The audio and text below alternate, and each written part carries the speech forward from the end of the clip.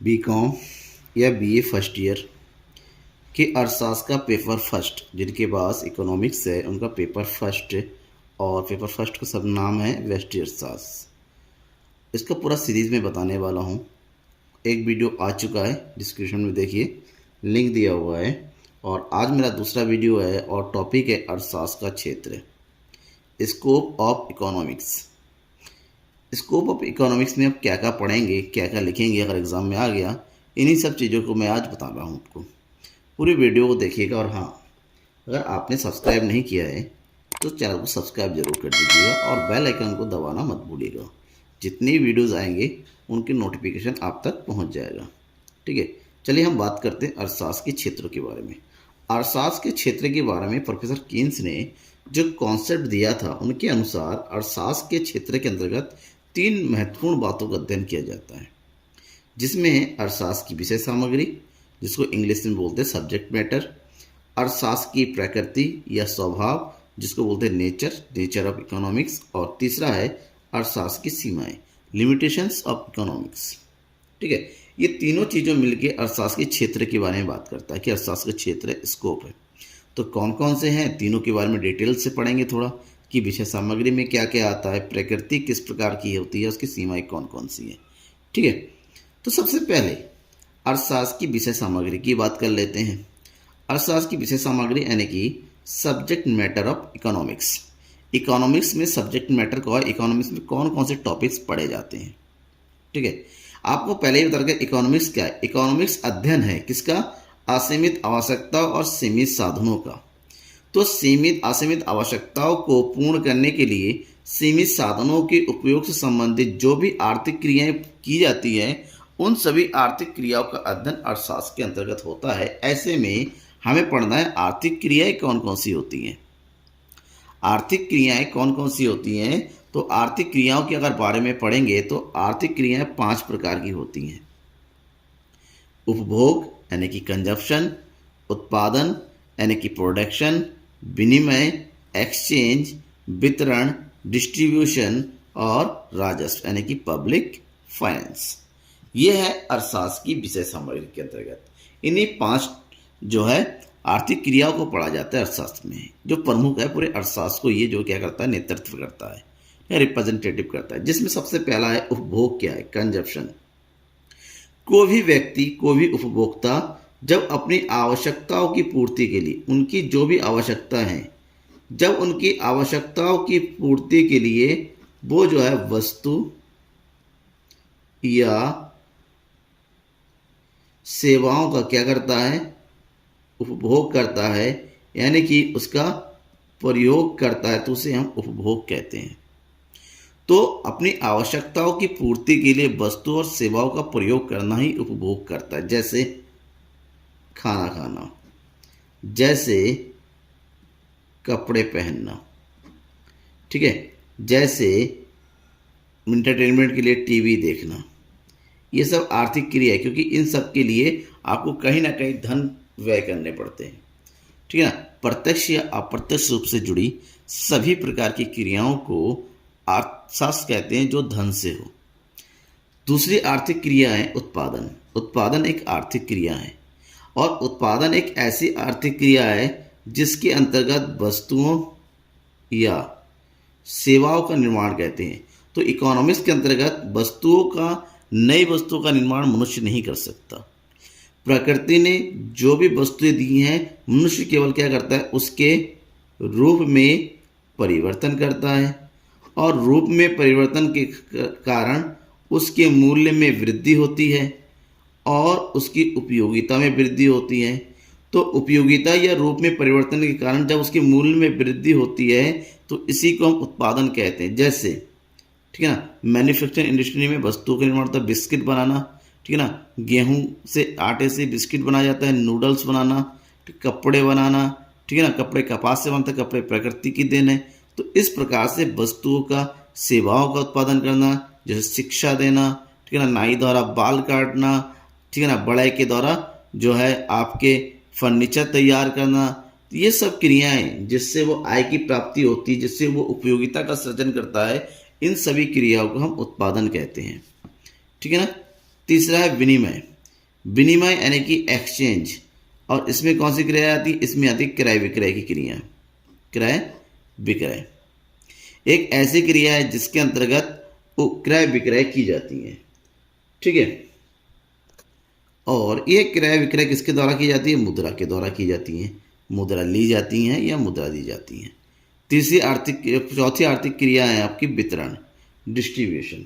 Distribution एक ऐसी आर्थिक क्रिया है जिससे के अंतर्गत उत्पादन को पूरे समाज में समान रूप से किस प्रकार से वितरण किया जा सके, इस पर अध्ययन करता है, ठीक है ना। यानी कि इसके अंतर्गत जो वितरण है कि समाज तक किस तरह से पहुंचाया जाए, ठीक है ना, किस प्रकार से बांटा जाए ताकि प्रत्येक लोगों को उसका मिले, और जो साधनों का पुरस्कार भी सबके पास समान रूप से आए। और लास्ट है कौन सा? राजस्व, पब्लिक फाइनेंस। पब्लिक फाइनेंस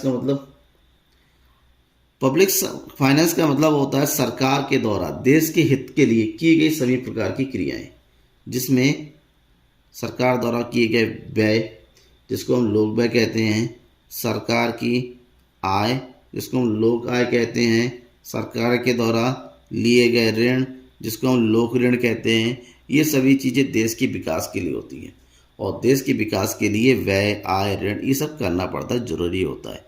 तो ये सभी आर्थिक क्रिया हैं, और यही आर्थिक क्रिया इसलिए उसको भी हम अर्थशास्त्र के विषय सामग्री के रूप में पढ़ते हैं, ठीक है। ये होगी अर्थशास्त्र की विषय सामग्री। नेक्स्ट, अर्थशास्त्र की प्रकृति, नेचर ऑफ इकोनॉमिक्स। अगर अर्थशास्त्र की नेचर्स को पढ़ना है, इकोनॉमिक्स से पढ़ना है, तो इसमें क्वेश्चन होता है कि अर्थशास्त्र विज्ञान नेचर का है या अर्थशास्त्र कला नेचर है, या अर्थशास्त्र विज्ञान और कला दोनों है, इन्हीं के बारे में पढ़ना है। तो सबसे पहले अगर मानते हैं कि अर्थशास्त्र एक विज्ञान है, तो विज्ञान के अर्थ को समझना पड़ेगा। विज्ञान क्या है? विज्ञान के अगर बढ़ेंगे तो विज्ञान क्या है? विज्ञान किसी विषय के नियमबद्ध या क्रमबद्ध ज्ञान होता है। नियमबद्ध या क्रमबद्ध, किसी के बारे में जानना है जिसमें क्या है, क्यों है, कैसे है का अध्ययन किया जाता है, शोध किया जाता है, उसको प्रूव किया जाता है। ऐसे में अर्थशास्त्र एक विज्ञान है, उसके पक्ष में तर्क दिए जाते हैं। कौन कौन से तर्क है जो अर्थशास्त्र विज्ञान के पक्ष में दिया जाता है? कि विषय का क्रमबद्ध विवेचन, जिस प्रकार से विज्ञान में समस्याओं का क्रमबद्ध यानी कि सीरियल से 1 by 1 स्टडी किया जाता है, ठीक उसी प्रकार से अर्थशास्त्र में भी, ठीक है ना, अर्थशास्त्र में भी जो समस्याओं का क्रमबद्ध अध्ययन किया जाता है, जिसमें उपभोग आता है, उत्पादन आता है, विनिमय, वितरण और राजस्व, ये एक क्रम से होता है। सबसे पहले उपभोग, उत्पादन, इस प्रकार से। यानी कि हम जब समस्याओं का क्रमबद्ध और सीरियल से डिटेल से अध्ययन करते हैं तो उसे विज्ञान कहते हैं। अगर ये विज्ञान है तो अर्थशास्त्र भी विज्ञान है, क्योंकि अर्थशास्त्र में भी समस्याओं का क्रमबद्ध अध्ययन होता है। सिद्धांतों का वर्णन, विज्ञान में सिद्धांतों का वर्णन होता है। विज्ञान में रूल्स होते हैं जो सिद्ध किए होते हैं। अगर विज्ञान में रूल है तो अर्थशास्त्र में रूल है, जैसे मांग का नियम होता है, पूर्ति का नियम होता है, ठीक है ना, और सीमांत उपभोक्ता ह्रास नियम होता है, जो एक विशिष्ट नियम की बात करता है, जिसके आधार पर समस्त प्रकार की क्रियाएं सम्मिलित होती हैं। अगर वो है तो अर्थशास्त्र भी विज्ञान है। सार्वभौमिक सत्यों का प्रतिपादन, विज्ञान में जो लॉज होते हैं वो सार्वभौमिक सत्य। सार्वभौमिक सत्य का मतलब होता है ऐसे नियम जो प्रत्येक जगह पर जो है समान रूप से लागू होता है। इसी प्रकार से अर्थशास्त्र में भी कुछ नियम होते हैं जो प्रत्येक देशों में प्रत्येक स्थिति में लागू होते हैं। हाँ, अब बात होते हैं हर चीज़ की, उसको छोड़कर सामान्य स्थितियों में। मांग का नियम ये बताता है कि वस्तु की कीमत बढ़ने पर वस्तु की मांग कम हो जाती है, तो समान रूप से हर वस्तु में लागू होता है, एक्सेप्शनल केस को छोड़ के जो कि दिया रहता है। मुद्रा का मापदंड, ठीक है ना, मुद्रा का मापदंड। मुद्रा के मापदंड में क्या पढ़ते हैं? जिस प्रकार विज्ञान में क्या किया जाता है, किसी भी वस्तु, भौतिक वस्तु की निश्चितता और सत्यता का प्रकट करने के लिए भौतिक रूप को महत्व दिया जाता है। अर्थशास्त्र में प्रत्येक चीज़ों को मुद्रा के रूप में उसका मौद्रिक मूल्य की तुलना की जाती है। अर्थशास्त्र में उन्हीं वस्तुओं का अध्ययन किया जाता है जो उसका मौद्रिक रूप से मूल्यांकन हो सकता है।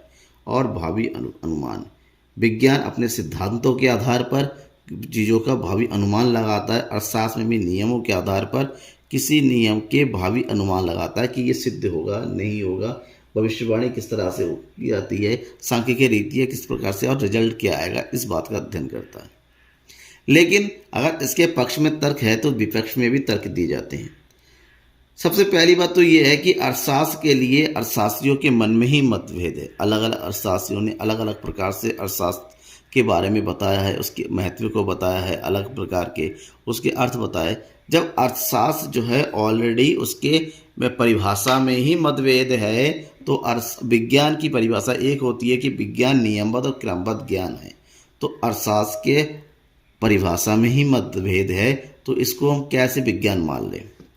विज्ञान में अर्थशास्त्र में केवल मानव व्यवहार का अध्ययन किया जाता है, और आप सबको पता है कि मानव व्यवहार परिवर्तित होता रहता है। समय के साथ साथ मनुष्य का व्यवहार बदलता चला जाता है, जबकि विज्ञान स्थिर रहता है। विज्ञान के सिद्धांत परिवर्तनशील नहीं होता है।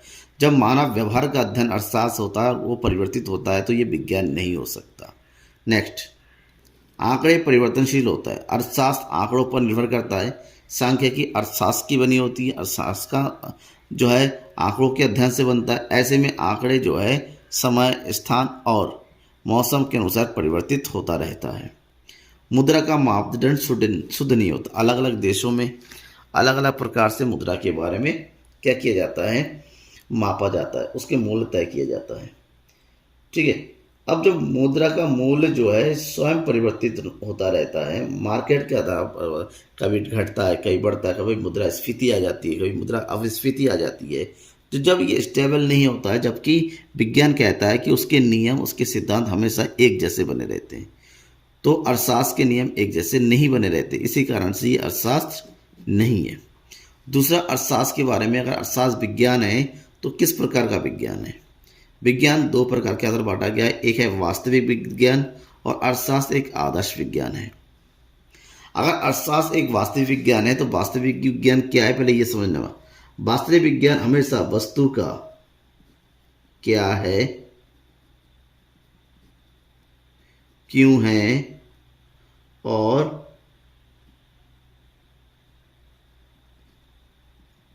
क्या होंगी का अध्ययन करता है। यानी कि यहाँ पर किसी चीज के वास्तविक उपस्थिति का, वास्तविक परिणाम की जांच करता है। ठीक है ना। तो इसलिए इसको वास्तविक विज्ञान कहते हैं। और वास्तविक विज्ञान के रूप में अर्थशास्त्र का संबंध इस बात का अध्ययन करने से होता है कि आर्थिक क्रियाएं क्या है, आर्थिक क्रियाएं क्या थी, आर्थिक क्रियाएं क्या होंगी। अर्थशास्त्र के अध्ययन से यह भी क्या पता चलता है कि मुद्रा की दर क्या है, मुद्रा की दर कैसे निर्धारित होती है। लेकिन एक चीज़ है, इससे यह नहीं पता चलता है कि मुद्रा की दर कितनी होनी चाहिए, मतलब व्यवहारिक नहीं होता, कितनी होनी चाहिए, क्योंकि यहाँ पर फैक्ट की बात की जाती है, सिद्धांतों की बात की जाती है, उपभोग की मात्रा के बारे में बात की जाएगी, उत्पादन की मात्रा के बारे में बात की जाएगी। और उत्पादन कम है तो उपभोग कम है तो क्यों है, इस बात का अध्ययन जरूर करेंगे। लेकिन उत्पादन कम को दूर कैसे किया जाए, इस बात का अध्ययन नहीं करते हैं।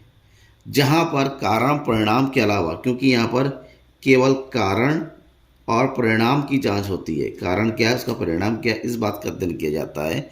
जबकि आदर्श विज्ञान ये बताता है कि क्या होना चाहिए, क्या होना चाहिए। यहाँ क्यों, कैसे का अध्ययन करने के बाद वो किस प्रकार का होना चाहिए, एक आदर्श वाक्य भी देता है। ठीक है ना। जैसे बात करते हैं कि भारत की जनसंख्या 2011 में 130 करोड़ के आसपास थी। ठीक है। तो ये वास्तविक विज्ञान है, प्रूफ है, सिद्ध।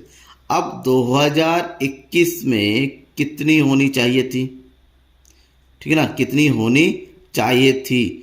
तो इस बात का पूरा विस्तार से विश्लेषण जहाँ किया जाता है वो आदर्श विज्ञान होता है, जो किसी चीज़ के वास्तविक परिणाम के साथ साथ भविष्य के परिणाम के बारे में बताते हैं और ये बताते हैं कि कितना होना चाहिए। तो वो जो है आपका क्या होता है, वास्तविक, वो आदर्शात्मक अर्थशास्त्र कहलाता है। अब पढ़ देते हैं कि अर्थशास्त्र एक कला है। अर्थशास्त्र की प्रकृति कैसी है, कला है।